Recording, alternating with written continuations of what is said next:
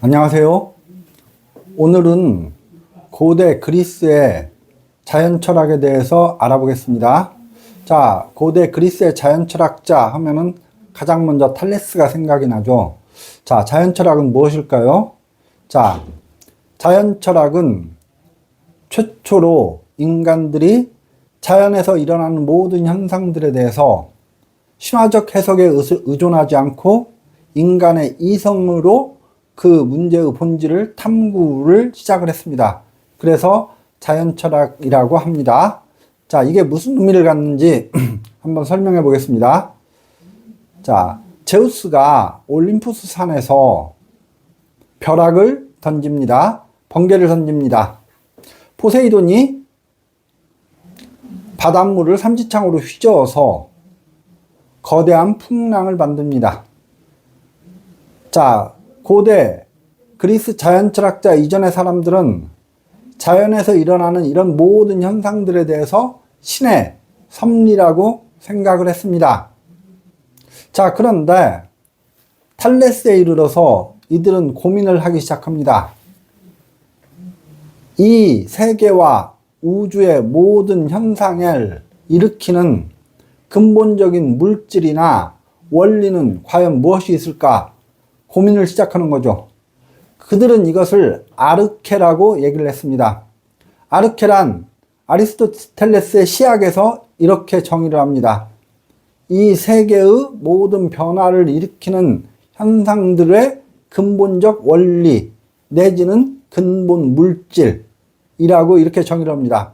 아르케란 말은 시초, 근원 그런 의미가 있습니다.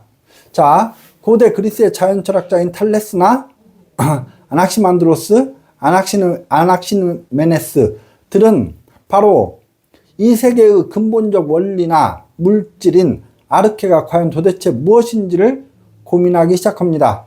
탈레스는 물이라고 얘기를 했고, 아낙시만드로스는 무한자라고 얘기를 했고, 아낙시메네스는 공기라고 얘기를 했습니다. 지금 보면은 우리가 생각하기에 대단히 황당한 구석이 있지만 그 당시로 생각해보면 엄청나게 혁명적인 사고의 전환이었던 것입니다. 우리가 하나의 텍스트를 공부할 때는 그 텍스트가 쓰여진 시 공간적 맥락에서 분석을 해야 그 텍스트에 대한 제대로 된 분석이 이루어질 수가 있습니다. 고대 그리스의 자연 철학자들이 이 세계의 근본 원리에 대해서 고민을 했다는 것, 그것은 그 당시로서는 상상하기 힘든 파격적인 혁명이었던 것입니다. 모든 자연현상이 신의 섭리에 의해서 이루어진다고 생각을 했던 시절에 인간의 이성으로 그 문제에 대한 어떤 근원적인 것을 고민하기 시작했다는 것에서 엄청난 의미가 있는 것입니다. 그리스의 자연 철학자들은 바로 이러한 아르케의 탐구를 통해서 그들의 이성의 확장으로 이 세계를 합리적으로 인식하기 시작한 것입니다. 자, 탈레스는 아르케를 물이라고 얘기를 했습니다. 지금 생각해 보면은 좀 황당한 어떤 그런 느낌이 들지만 가만히 생각을 해보면은 또 이해가 가는 구석이 있습니다. 우리가 화성 같은 곳에 탐사선을 많이 보낸다면 그 탐사선으로 하여금 가장 먼저 찾는 것이 바로 무엇입니까? 물입니다. 물의 존재가 있느냐 없느냐에 따라서 생명이 있는가 없는가가 결정될 수 있기 때문입니다. 그렇기 때문에 탈레스가 이 세계의 근본 물질을 물로 선정한 것은 그런 측면에서 볼 때는 대단히 타당성이 있어 보입니다.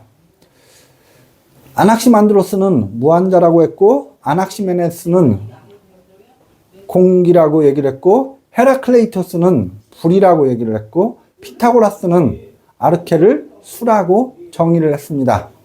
그런 것들을 우리가 일일이 따질 수 있는 어떤 역량은 안 되지만 확실한 것은 고대 그리스의 자연 철학자들이 신적인 세계관에서 탈피해서 인간의 이성으로 이 세계를 바라봤다는 점에서 사고의 혁명적 전환이 일어난 것은 부인할 수 없는 사실이고, 이후부터 인간은 이성의 힘으로 철학을 할 수 있는 어떤 토대가 형성되었다고 말할 수 있겠습니다. 오늘 여기까지 하겠습니다. 감사합니다.